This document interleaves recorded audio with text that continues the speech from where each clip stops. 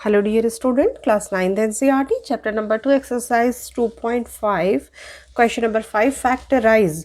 देखिए हमें एक पॉलिनोमियल दिया हुआ है और हमें कहा है कि फैक्टराइज करो। इसके पहले वाले क्वेश्चन में हमें एक्सपांड करना था, अब की बार हमको फैक्टराइज करना है। तो जो हमने आइडेंटिटीज़ देखी हुई हैं, मैंने आपको बताई थी इंट्रोडक्शन में भी, तो एल्जेब्रिक आइडेंटिटीज़ वाले में उसको अपन देखें तो हमें समझ में आता है कि ये जो है आइडेंटिटी हमारी A plus B plus C whole square is equals to जो थी आपकी A square plus B square plus C square plus 2ab plus 2bc plus 2ca। कुछ हमको ये जो इसका राइट पार्ट है उसकी तरह ये दिखाई देता है।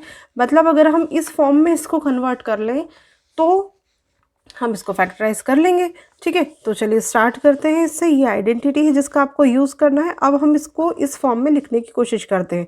तो देखिए 4x स्क्वायर है तो उसको मैं लिख सकती हूँ 2x स्क्वायर, है ना, कोई फ़र्क नहीं पड़ेगा। 2 2 ज़ा 4 x स्क्वायर हो जाएगा। ये 9y स्क्वायर को मैं लिख सकती हूँ 3y स्क्वायर और 16z स्क्वायर को लिख सकती हूँ 4z स्क्वायर। देखिए 3 3 ज़ा 9y स्क्वायर प्लस 4 4 ज़ा 16z स्क्वायर हो गया हमारा इतना।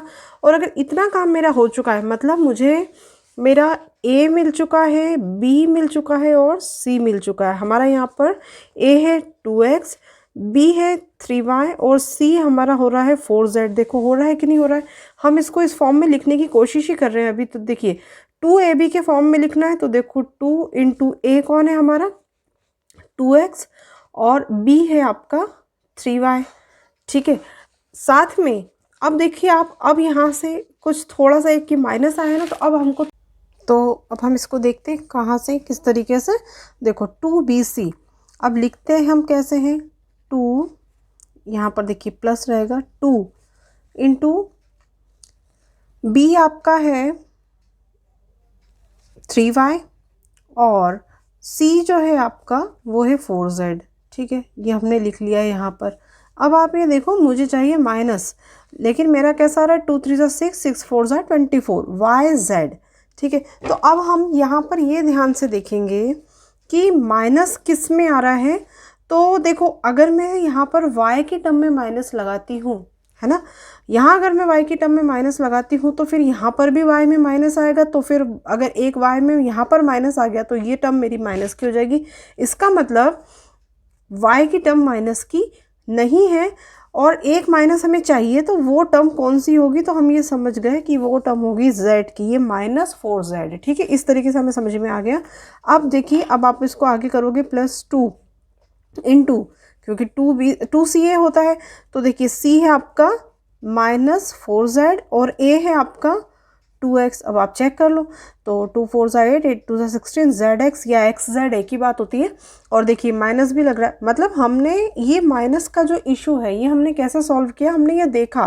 देखो फिर से एक बार समझाती हूँ कि माइनस कहाँ आना चाहिए। तो माइनस या तो x मतलब यहाँ पर आएगा, या तो x में आएगा, या तो y में आएगा, या तो z में आएगा, तभी ये टर्म माइनस की होने वाली है। जब मैंने यहाँ देखा कि अगर मैं देखो ये y और z वाली टर्म में और x और z वाली टर्म में, अभी हमको चेक किया करना है। यहाँ पर x और y है और वो पॉजिटिव टर्म है, इसका मतलब ये हुआ ना ही हमारा y नेगेटिव है ना ही हमारा x नेगेटिव है। और जब हमने उसको z से किया तो हमारा आंसर सही आ गया। अब हमें यहाँ भी सुधारने की ज़रूरत है। यहाँ हम लेंगे -4z स्क्वायर। तो देखो -4z स्क्वायर लोगे तो स्क्वायर तो आपका 4 4 ज़ा 16, माइनस का स्क्वायर प्लस हो जाएगा और z स्क्वायर आ जाएगा। ठीक है, तो अब इस तरीके से जब हमने इसको अरेंज कर लिया तो बाय यूजिंग दिस आइडेंटिटी, ये जो आइडेंटिटी है इसका यूज़ करके हम लिख सकते हैं, क्या लिख सकते हैं, a मतलब आपका हो गया 2x प्लस b मतलब 3y और प्लस -4z जो हमारा c है होल स्क्वायर। ठीक है, इस तरीके से ये फैक्टराइज हो गया। अब अगर आप चाहो तो यहाँ लिख सकते हो 2x plus 3y -4z whole square. और इसको अगर हम चाहें तो और आगे अगर फैक्टराइज करके लिखना है तो 2x प्लस 3y -4z, और यहाँ पर एक और बार लिख लो 2x प्लस 3y -4z। इस तरीके से आप लिख लो तो ये फैक्टराइजेशन हो जाएगा इसका। इसी का सेकंड पार्ट है हमारा 2x square plus y square plus 8z square 2√2xy plus 4√2yz minus 8zx। ठीक है, अब इसको भी हम इसी तरीके से, जो हमारा एक्सपांडेड वाला फॉर्म था, क्योंकि ये वाली जो हमारी आइडेंटिटी, देखिए मैं फिर से एक बार लिख लेती हूँ, a plus B plus C whole square is equals to a square plus B square plus C square plus 2ab plus 2bc plus 2ca। इस तरीके से हमने इसको लिख ली। अब इसको हम बनाने की कोशिश करते हैं किस तरीके से ये होगा, इसको इस फॉर्म में लिखने की हम कोशिश करते हैं। अब आपको एक चीज़ और ध्यान से यहाँ समझना है, पहले भी कई बार बहुत सारे वीडियोस में मैं आपको समझा चुकी हूँ। देखो यहाँ है हमारे पास में 2x स्क्वायर, पहले वाले क्वेश्चन में ऐसा था 4x स्क्वायर, तो आपने क्या लिखा था, इसका 2 लिख लिया था आपने x और इसको होल स्क्वायर के फॉर्म में कर दिया था, तो ये 2x इंटू 2x मतलब हमारा बन गया था 4x स्क्वायर, ये था हमारा। ठीक है, लेकिन अब यहाँ पर, ठीक है, कई सारे बच्चों को ये कॉन्सेप्ट पता होगा कि हम इसको लिख सकते हैं √2x और उसका होल स्क्वायर, तो √2 इंटू √2 जो होता है ये हमारा 2 होता है। ये कई सारे बच्चों को पता होगा, फिर भी अगर नहीं पता है किसी को तो मैं फिर से बताती हूँ कि ऐसा कैसे होता है। तो देखो मैंने ये कैसे लिखा, √2 इंटू √2 इज इक्वल्स टू 2। कैसे लिखा मैंने, देखो रूट का मतलब होता है पावर में 1/2, ये तो आप सभी एग्री करते हैं। इंटू है यहाँ पर, और उसके बाद में ये जो 2 है इसके ऊपर भी पावर में 1/2। ठीक है, मुझे नहीं लगता कि कोई इस बात से डिसएग्री करेगा कि √2 इज इक्वल्स टू, मतलब रूट जो होता है उसकी वैल्यू 1/2 होती है पावर में, है ना। तो चलो, अब एक फॉर्मूला होता है हमारा एक्सपोनेंट का, a⁴m into a⁴n is equals to a⁴m into n। मतलब अगर आपकी बेस सेम होती है तो जो पावर होते हैं वो सॉरी प्लस लगाना था मुझे, a⁴m into a⁴n is equals to a⁴m plus n। मतलब जब बेस सेम होते हैं ना मल्टीप्लिकेशन में, तो पावर्स ऐड हो जाती है, जुड़ जाती हैं। ठीक है, तो यहाँ पर भी वही होगा, बेस सेम है, देखो 2 है, और पावर में, अब भले यहाँ पर पावर सेम है, अगर डिफरेंट भी होती तो भी, मतलब यहाँ पर मान लीजिए हमारा ये m है और ये n है, तो ये आपस में ऐड हो जाता है, जुड़ जाता है, एक ही बार में लिखते हैं। तो यहाँ इस तरीके से अगली स्टेप में आपका 2⁴1/2 प्लस 1/2 ऐसा हो जाएगा। ठीक है, फिर उसके बाद में 2⁴, ये दोनों का पावर में अपन प्लस करेंगे अगर, तो वैसे तो आपको पता है हाफ और हाफ 1 होता है, लेकिन फिर भी यहाँ पर डिनोमिनेटर में 2 है, सेम बेस है, तो ऐसा आ जाएगा, फिर ये आ जाएगा 1 + 1, तो 2⁴ हो जाएगा, 2 से 2 कैंसिल हो जाएगा, तो 2⁴1 मतलब 2। ठीक है, तो ये जो चीज़ है ये इस तरीके से आती है, जब आप इस तरीके से करते हो तो वो 2 आता है, जो कि हमने डायरेक्टली यहाँ पर बोला है, और ये आई होप कि आप लोगों को पता होना चाहिए, ये शायद पता होगा। ठीक है, तो चलिए यहाँ पर जो है हमने इसको इस फॉर्म में लिखने के लिए यही चीज़ करी है, √2x और इसको लिखा है इस फॉर्म में हमने, फिर प्लस y² है तो वो तो एज इट इज़ आप लिख दोगे, प्लस अब यहाँ पर आ गया हमारा 8 को हम कैसे लिखें, c को इस फॉर्म में, तो इसको भी मैं आपको लिखना बताती हूँ,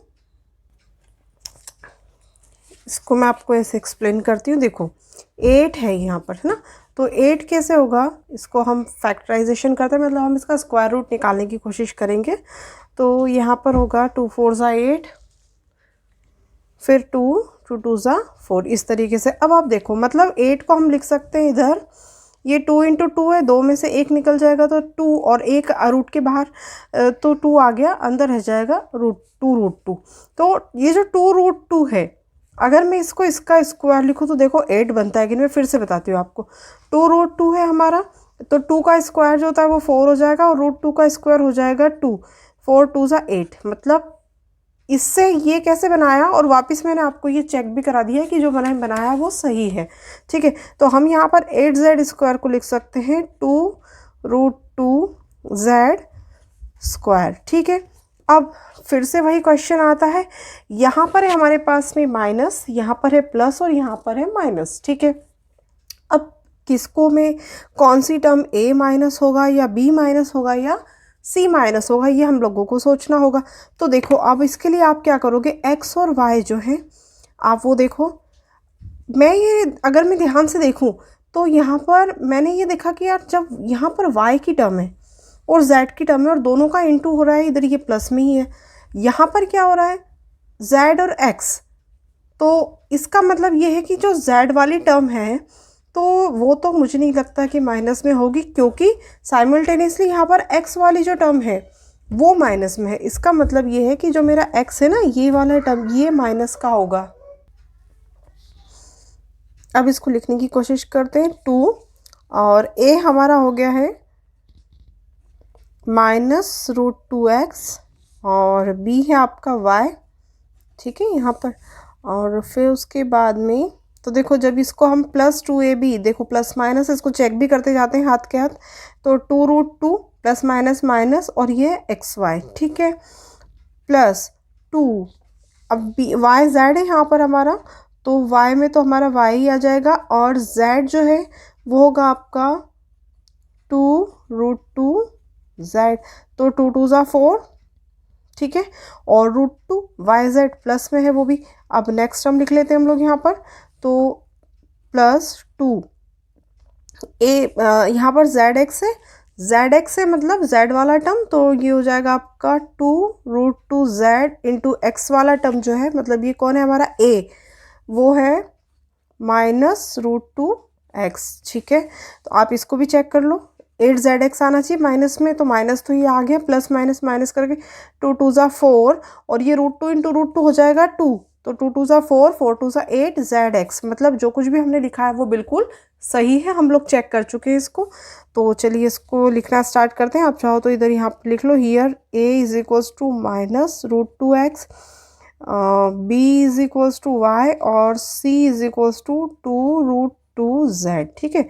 और इससे हमारा ये जो a + b + c whole square है, ये किस तरीके से बन जाएगा, तो ये बन जाएगा -√2x, इच्छा हो आपकी तो ब्रैकेट लगा लो इसको, और +b मतलब y + 2√2z, ठीक है। इसका ये स्क्वायर है, मतलब -√2x + y + 2√2z स्क्वायर, और इसी को आप 2 बार लिख लोगे यहाँ पर, तो -2√2x + y + 2√2z, ये एक हो गया, और एक है -√2, ये 2 है, + y + 2√2z, ये इस तरीके से फैक्टराइज हमारा हो चुका है।